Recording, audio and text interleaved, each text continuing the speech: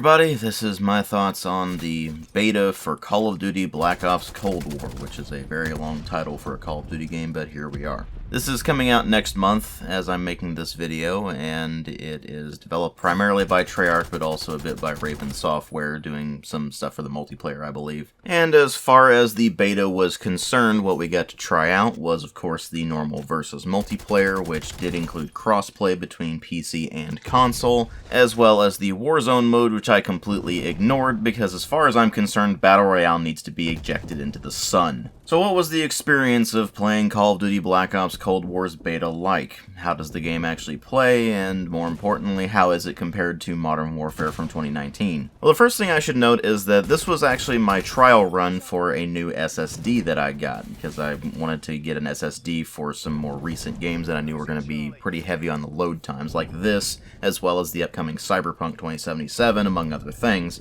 And now I'm not sure I can go back to using normal hard drives for the most recent games, because holy crap, the load times were almost non-existent on that SSD. In fact, the load times were so short that I ended up having to wait on all of the other players to load in before I could actually do anything. So, pro tip, if you're moving forward with your PC builds or you want to spice up the current PC you got, consider getting an SSD, because it seems to improve things quite a lot. Anyway, as for the game itself, there were some things I noticed almost immediately that were cause for concern, the first of which being that this does not run on the same engine that powered Modern Warfare 2019. Instead, it runs on an updated version of the Black Ops 3 engine that has some of the tools from the Modern Warfare 2019 version of the engine, along with support for things like ray tracing if your graphics card supports it, which mine doesn't, so that doesn't really apply in my case. And what I found is that on a raw technical level, it looks similar in a lot of ways to Modern Warfare 2019, but there are noticeable differences, and those differences usually mean the graphics look worse. That's not to say that the graphics in Black Ops Cold War are bad, it's just that they look like a downgrade compared to the previous game, maybe because the previous game was just such a massive jump forward for the series, and this almost looks like an incomplete version of the Modern Warfare 2019 graphics, like it was some iterative step on the way to what we would eventually get with last year's game. But it's not just in the raw visual fidelity that it feels like a downgrade compared to Modern Warfare 2019, it's in all of the subtle touches that Modern Warfare 2019 had that Black Ops Cold War simply doesn't.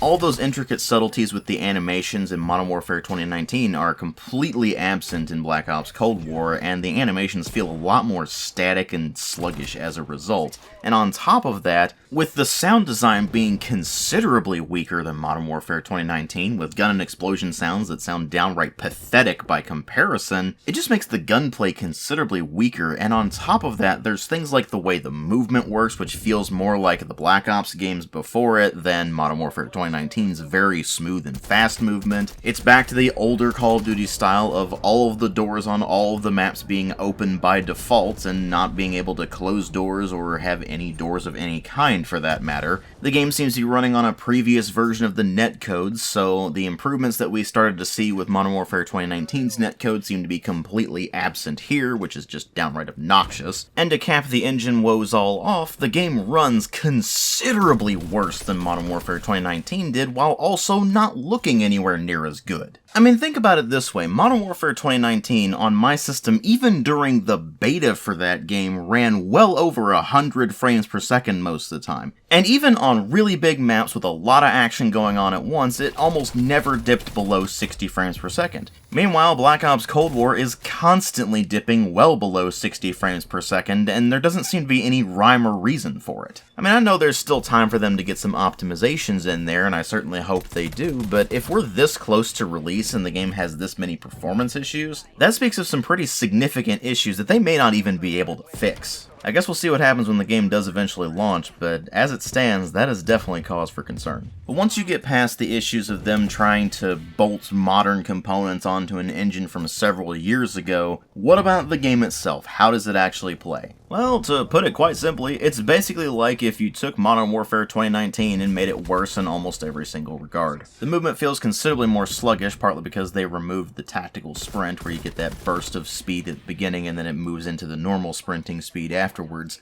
Well, now it's just the normal sprinting speed from the beginning, and you feel like you're wading through molasses the entire time. Which probably explains why all of the tryhards are constantly sliding around, because they seem to think it makes them faster when it really doesn't. Anyway, the movement speed is pretty comparable to Black Ops 4, which I guess shouldn't be all that surprising. Although thankfully they haven't gone back to Black Ops 4 levels of time to kill. This is basically a slight step back from Modern Warfare 2019, where it takes slightly longer, maybe one additional bullet, maybe two at most. It's subtle enough of a change so you don't really notice it all that much, so they didn't really screw anything up there, thankfully. But then you go into the actual gunplay and it feels considerably worse, not just because of the sound effects and the animations, but also because all of the weapons have basically no recoil, so they just feel absolutely pathetic to use. They do have bullet drop at long range, but the only time you're going to be seeing that is on the big maps and with sniper rifles, and the big maps are not really big enough to where you're really going to be having to do all that much bullet drop compensation. And you're certainly not going to need to worry about it on the smaller maps for the more standard game modes, because there's basically no sight lines for sniping anyway. And speaking of maps, we're back to Treyarch, which means that this is basically nothing but 3-lane maps, even if it is dressed up a bit. So all of those galaxy brains that seem to think the map designs in Modern Warfare 2019 were the worst thing in the known universe and wanted to return to 3-lane garbage get their wish, although guess what? The map designs in this are boring as hell. Such is the inevitable result of Treyarch's map design, or just the 3-lane map structure in Call of Duty in general.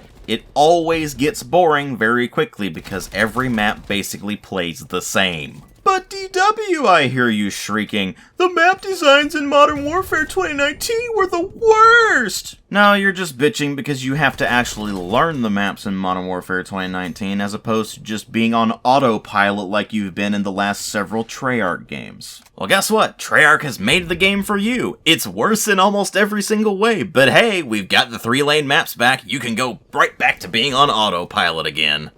Anyway, let's go ahead and move on to some of the game modes that are available. You got some pretty standard modes like Kill Confirm, Team Deathmatch, Domination, things like that. There's the Assault mode, which has you trying to capture a single point and then it will move on to the next point on the map. And as you continue to capture points, your momentum will increase, so you will capture the points faster. And although it's a fairly decent mode, it's only available on the large maps, which means that you're also going to be running into vehicles, which are fairly overpowered, at least in the beta stage, because you don't have very many weapons that you can use against them, unfortunately. So that's something I expect will probably improve by the time the game launches, but as it stands, the foundation for the mode is decent enough. It's just way too easy for one team to get spawn trapped and just completely curb stomped. And speaking of being curb stomped, there's the VIP Escort mode, which is basically the VIP mode from Counter-Strike, and probably sounded like a great idea to Treyarch, except that they didn't realize they were making a game for the Call of Duty crowd, which plays basically every single game mode like it's Team Deathmatch, because they only care about padding their KD ratios. So whenever the VIP Escort mode comes up, you will inevitably have that one person who is selected as the VIP who will try to run in guns blazing as if they're just playing a normal match of Team Deathmatch or something, and they will inevitably lose the round for you, at least until they get it into their thick skulls that they actually need to be sneaky about it and get to the extraction point instead. Somebody really needs to sit Treyarch down and say, look guys, you are developing your game for the wrong crowd. You seem to think that the Call of Duty audience is not the casual gamer. Well, guess what? The Call of Duty audience is the casual gamer, not the pro crowd. The pros are all off playing things like Counter-Strike and Overwatch, which all work really well as esports games. Call of Duty, at least since Call of Duty 4 anyway, has not ever really worked all that well as an esports game. It's really only fallen into that role because Call of Duty is just so ridiculously popular that inevitably you'll get a crowd of air quotes pro players around it. Designing content around their suggestions and specifications doesn't necessarily make the game better, and VIP Escort seems like a mode that was designed with that purpose in mind. So I have a feeling that the mode is just going to fall by the wayside, and the only time you're ever going to actually see people playing it is at tournaments.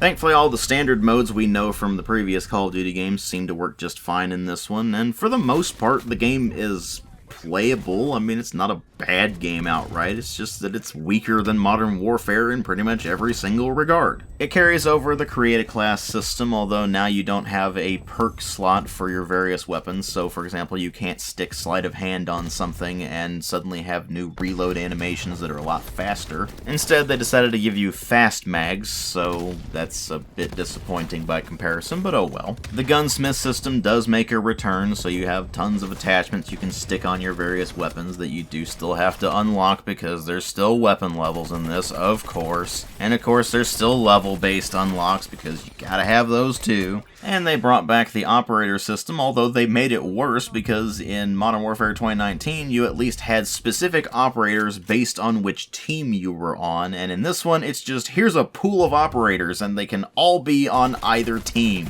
Because, you know, having to rely on the name tag to be able to tell whether somebody is an ally or an enemy is a great idea. I've actually lost count of the number of times I've both heard reports of and actually seen players shooting at their own teammates because they can't tell if they're an ally or an enemy until the name tag comes up. And you know what? It makes me wonder how much team killing there'd be if this game actually had friendly fire. It'd probably be pretty off the charts. Oh, and speaking of off the charts, the amount of complaints I've been seeing from people saying that the skill-based matchmaking is ruining the game are completely absurd. It seems like most of those complaints are coming from console players, which doesn't really surprise me, especially if they're getting thrown into matches with PC players. But as far as I was seeing, it didn't really seem to affect my gameplay all that much. It might do it on a wider scale if I were to play the game for longer and over a wider period of time, but over the beta weekend it didn't seem to make that much of a difference to me. So we'll see what happens with that when the game launches in full, but something that they need to start cracking down on immediately is the cheats. We were starting to see lots of cheaters already during the beta, which is just ridiculous.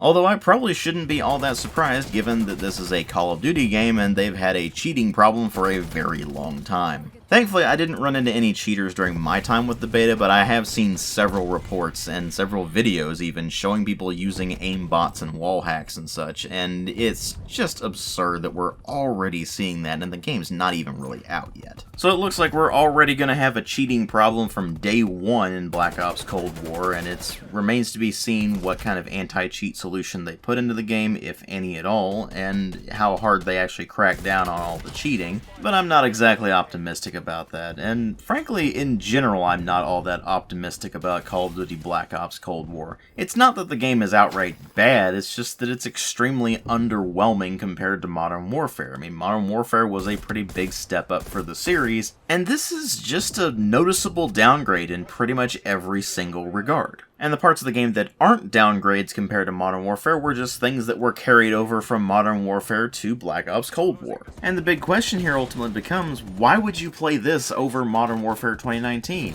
The answer for which is, there's not really much reason to. It quite simply looks, runs, and plays better than Black Ops Cold War does, and it already has a community that's established that you can get into games with. So there's not really much reason to go with Black Ops Cold War unless you're just completely addicted to that absolute garbage 3-lane map design, which I guess if that's your thing, then more power to you, but for most people, I really can't see a reason to recommend Black Ops Cold War at all. At least not based on the multiplayer component alone, which is, to be fair, the main part of the game anyway, so your mileage is going to vary. The only other things that are going to be available in the game are the Zombies mode, which I do not give a single solitary crap about, but I know a lot of people really love, and the single player mode, which is the only other aspect of the gameplay that I'm really concerned with. And I'm sure as hell not going to drop $60 on Black Ops Cold War just for the single player. So I guess we'll just have to wait and see how things go for Black Ops Cold War. I'm certainly not going to be picking it up on launch. I'm going to wait for it to go on sale for a good price before I even consider picking it up. But it's abundantly clear at this point that the momentum they gained from Modern Warfare 2019 is just completely stalled out at this point. Thank you all very much for watching, and if you like the kind of videos I make, then please consider supporting the channel on Patreon. Every single cent I get from that goes directly back into the channel, whether it be getting additional games for review or additional equipment or whatever the case is. If you can't afford to or don't want to, that's perfectly fine, I understand. But the option is there if you're interested. Thanks again for watching, and I'll see you all in later videos.